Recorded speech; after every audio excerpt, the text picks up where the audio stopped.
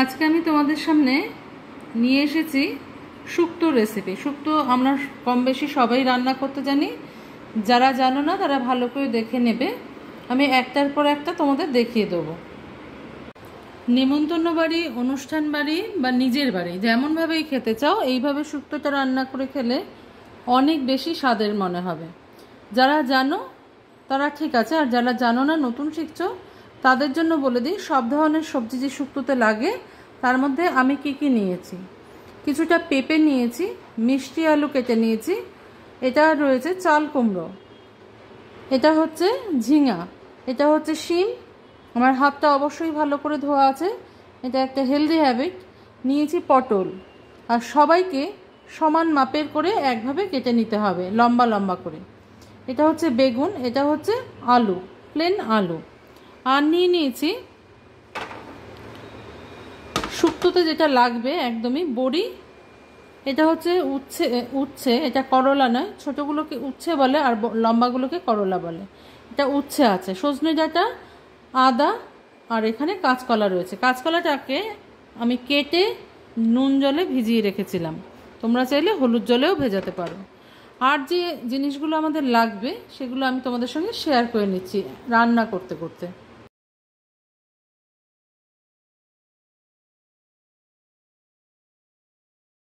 সবার প্রথমে গ্যাসটা জ্বালিয়ে নিয়ে একটা কড়াই চাপিয়ে দেবো। সর্ষের তেলে আমি রান্নাটা করব, অন্য কোনো তেলে শুক্তো খেতে ভালো লাগে না, কারণ এটা বাঙালির একটা ট্র্যাডিশনাল ডিশ। সুতরাং শুক্তো তোমরা অন্য প্রভিন্সে কিন্তু দেখতে পাবে না, আমি যতটুকু জানি।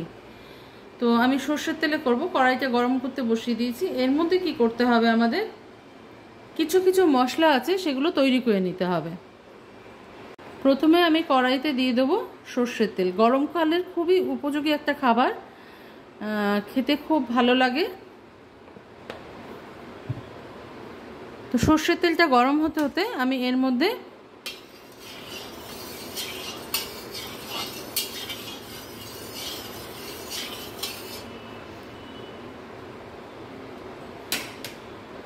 উচ্ছেগুলো দিয়ে দেবো, যে উচ্ছেগুলো আমি কেটে ধুয়ে পরিষ্কার করে রেখেছি। উচ্ছেটা সবার প্রথমে ভেজে নেব একটু।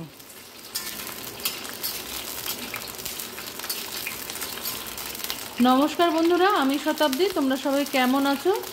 আশা করি সবাই ভালো আছো, সবাই সুস্থ আছো। উচ্ছেটাকে তোমরা দেখলে আমি নুন হলুদ কিছুই দিইনি, এমনি ভেজে নিলাম শুধু।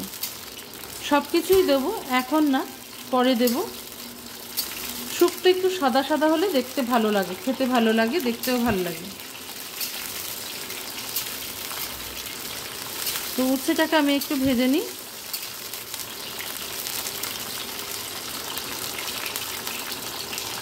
দেখো তোমরা, উচ্ছেটা আমার ভাজা হয়ে গেছে, লাল লাল হয়ে গেছে উচ্ছেটা। এবার আমি তুলে নেব, বেশ কড়া হয়ে গেছে। এবার এটাকে তুলে রাখবো একটা পাত্রে, তুলে নিই আমি।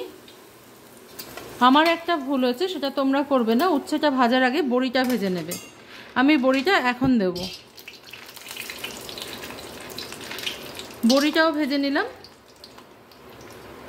উচ্ছে ভাজার আগে বড়িটা ভেজে নেবে, তাহলে ভালো লাগবে।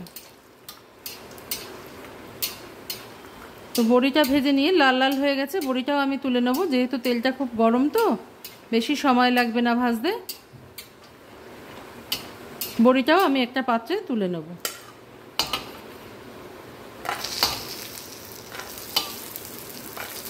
এবার এই তেলে আমি ফোড়ন হিসাবে কি জিনিস দিচ্ছি সেটা তোমরা একটু দেখতে থাকো। গ্যাসের ফ্লেমটাকে লো করে দিয়েছি, এই সময় একদম লো করে দিয়েছি। এই সময় আমরা এর মধ্যে ফোড়ন দেবো হচ্ছে রাঁধুনি, 1 চা চামচ রাঁধুনি, আর 1 চা চামচ কালো সর্ষে, এই হচ্ছে ফোড়নে যাবে। একটা তেজপাতা, আমি এখানে দুটো ব্যবহার করেছি, নিজেদের পরিমাণ মতন ব্যবহার করবে যে যতটা পরিমাণে রাঁধবে। আর দুটো শুকনো লঙ্কা, এই হচ্ছে আমি ব্যবহার করেছি।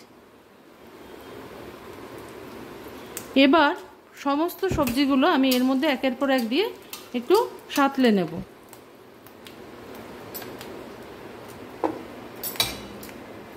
দিয়ে দিলাম সজনে ডাঁটা, কাঁচকলা,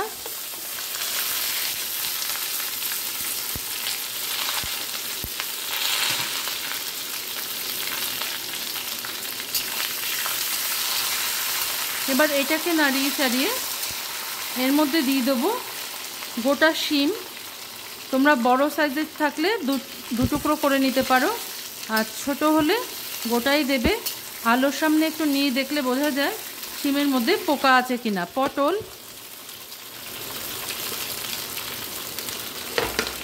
মিষ্টি আলু, পেঁপে, দেখো সব আইটেমগুলোই আমি একটা একটা করে যোগ করে দিচ্ছি। চাল কুমড়ো, এমনি আলু, আমরা যদি আলুটা অপশনাল, খেলে দেবে না খেলে দেবে না। এখানে রয়েছে ঝিঙে আর এখানে রয়েছে বেগুন। আমি সব জিনিসটাই একসাথে একটু ভেজে নেব।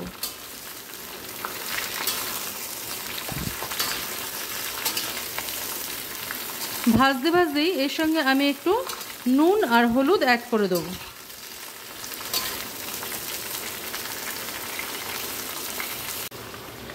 ততক্ষণে সবজিটা একটু নরম হয়ে যাবে। দেখো আমি ছোট একটা গ্রাইন্ডারের জার নিয়ে নিয়েছি। তরকারিটা হতে হতে আমরা যেটা এটার মধ্যে দেব সেটা হচ্ছে পোস্ত। ঠিক আছে, আমি এখানে 2 টেবিল স্পুন পোস্ত ইউজ করেছি। আর দিয়ে দেবো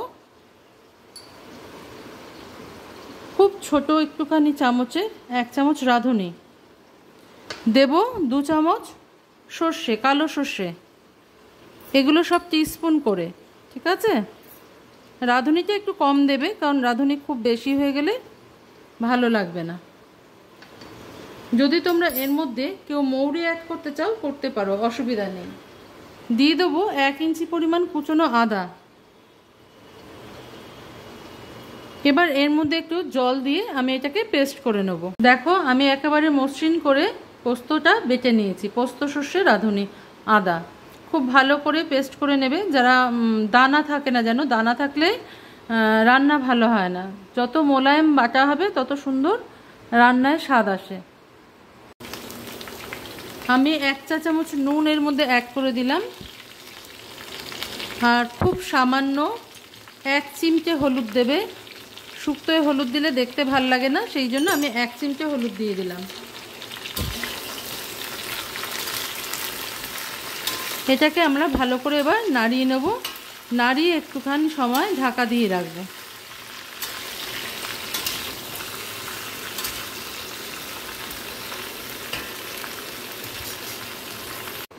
ঢাকাটা আমরা খুলে নেব। 10 মিনিট হয়ে গেছে, সবজিগুলো মোটামুটি নরম হয়ে এসছে।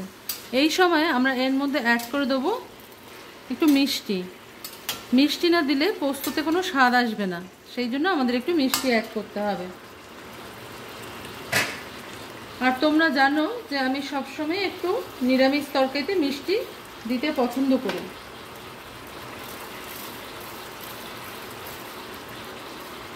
শুক্তো মিষ্টি মিষ্টি হলে খেতে ভাল লাগে। প্রায় 1 টেবিল স্পুন মতন একটু চিনি আমি এর মধ্যে অ্যাড করে দিলাম, দিয়ে এটাকে একটু মিশিয়ে নেব।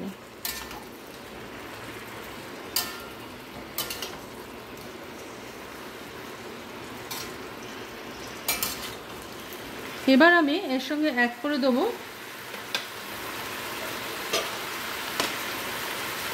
যে মশলাটা আমি বেটে রাখলাম সেটা। এটা ধুয়ে জলটাও আমি অ্যাড করে দেবো পরে। তার আগে দিয়ে দেবো পুরোপুরি 1 কাপ দুধ, দিয়ে এটাকে ভালো করে মিশিয়ে নেব। রান্না করতে খুব বেশি সময় লাগে না, একবার চেষ্টা করে দেখবে। যারা করনি কখনো তাদের বলছি যে রান্নাটা করতে খুব বেশি সময় লাগে না, জোগাড় করতে একটুখানি সময় লাগে। সবজি গুছানো, তারপরে আর সবাইকে একই মাপে একই রকমভাবে কেটে নেবে। তবে এমন কিছু শক্ত নয় শুক্তো রান্না করাটা। এটা দিয়ে দেবার পর আমি এটা ধুয়ে, এইটা দেখো এই উচ্ছে ভাজাটা আর বড়িটাও আমি এর মধ্যে অ্যাড করে দিলাম। এবার আমি এর মধ্যে অ্যাড করে দেবো এই পাত্রটা ধুয়ে কিছুটা জল। খুব বেশি না, 1 কাপ দুধ, তো 1 কাপ জলে আমি ইউজ করব। এখন থেকে নেমন্তন্ন বাড়িতে শুক্তো না থাকলেও কোনো অসুবিধা নেই। ঘরে তোমরা কত সহজেই এটা তৈরি করে নিতে পারবে, আজকে আমি তোমাদের দেখিয়ে দিলাম। ভালো লাগলে লাইক শেয়ার কমেন্ট করবার অনুরোধ রইল। যে বন্ধুরা এখনও পর্যন্ত চ্যানেলে আসছো অথচ সাবস্ক্রাইব করছো না, তাদের কাছে অনুরোধ রইল সাবস্ক্রাইব করে দেওয়ার জন্য। তোমাদের জন্য আমি নতুন নতুন ভিডিও নিয়ে আসব। এই সময় তোমরা একটু নুন মিষ্টিটা চেক করে নেবে ঠিক আছে কিনা। সবার মুখের আন্দাজ তো সমান হয় না, এক একজনের এক এক রকম হয়, সেই অনুযায়ী টেস্ট করে নেবে, লাগলে আর একটু যোগ করে দেবে। তো এটাকে আমি এবার 10 মিনিটের জন্য ঢাকা দিয়ে দেবো, সবজিগুলো যাতে সিদ্ধ হয়ে যায়। 10 মিনিট বাদে ঢাকাটা খুললাম, দেখো শুক্তো আমার রেডি। সব সবজিগুলো সিদ্ধ হয়ে গেছে। যাদের হবে না তারা আর 5-10 মিনিট একটু ফুটিয়ে নেবে। চাল কুমড়ো সিদ্ধ হয়ে গেছে, কাঁচকলা সিদ্ধ হয়ে গেছে, পেঁপেটাও সিদ্ধ হয়ে গেছে, দেখতে পাচ্ছ? তো এবার আমি উপর থেকে ছড়িয়ে দেবো একটুখানি ঘি। এটা অপশনাল, তোমরা দিতেও পারো নাও দিতে পারো, তবে আমি একটুখানি ঘি ছড়িয়ে দেবো। যেহেতু অনুষ্ঠান বাড়ির মতন শুক্তো রান্না, সেজন্য একটু ঘি দিলে ভাল লাগে শুক্তোতে। তো 1 চামচ মতন ঘি আমি উপর থেকে একটু ছড়িয়ে দিলাম। আজকে এই পর্যন্তই বন্ধুরা, দেখা হচ্ছে পরের দিন অন্য কোনো রেসিপি নিয়ে তোমাদের সঙ্গে। তোমরা সবাই ভালো থেকো, সুস্থ থেকো, সঙ্গে থেকো।